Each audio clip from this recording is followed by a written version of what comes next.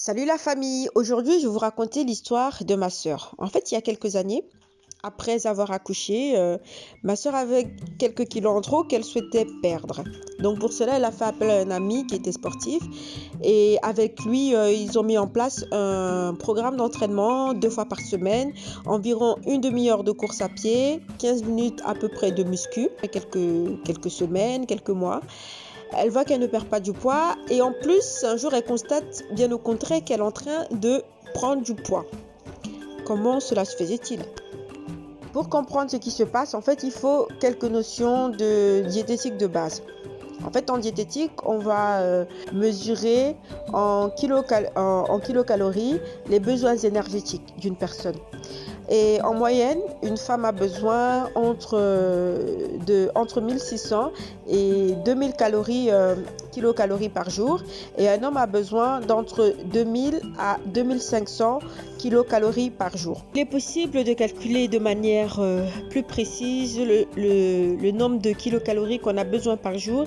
Et pour cela, il faut utiliser la règle de Harris et Benedict. Ensuite, on va regarder en fait au niveau du bilan énergétique. En fait, le bilan énergétique, c'est le rapport entre les apports en calories et les besoins en calories de notre organisme. Et donc, par exemple, un bilan énergétique positif va consister en fait à un apport de calories beaucoup plus important que les besoins en calories, ce qui va avoir comme conséquence une prise de poids. Un bilan énergétique négatif, c'est quand on apporte moins de calories dans l'organisme que ce que l'organisme a besoin. Donc, le bilan énergétique négatif va conduire à une perte de poids. Ce qui se passait, c'est que ma sœur, elle avait des apports en fait en calories beaucoup trop importants par rapport à ses dépenses en calories. Donc, et en plus avec le sport, ça ouvrait encore plus sa faim. Mais elle se disait, comme je viens de faire du sport, en gros, je vais maigrir. Mais ce n'était pas le cas. Parce que quoi? Parce que le sport augmentant sa faim, elle consommait encore plus de calories. Et le pire, c'est pas la quantité, en fait, c'est vraiment le style d'aliment que tu choisis de prendre. Par exemple, tu as besoin de 2000 calories par jour pour le métabolisme de base. Au lieu de rapporter en fait ces 2000 calories à ton organisme, il faudrait rapporter 1800 calories par jour et comme ça tu vas créer un déficit de 10% et grâce à ce déficit tu vas pouvoir perdre du poids sur du long terme de manière progressive et de manière saine. Bien sûr, il est toujours conseillé de prendre ces décisions en collaboration avec un diététicien. Voici un exemple type d'aliment qu'il faut consommer pendant qu'on souhaite perdre du poids. Donc, je vous présente le chou. Donc, ici, je vous présente une petite recette de chou blanc. C'est une recette simple, sain, rapide et pas chère du tout. Je vous laisse pour la suite avec la recette.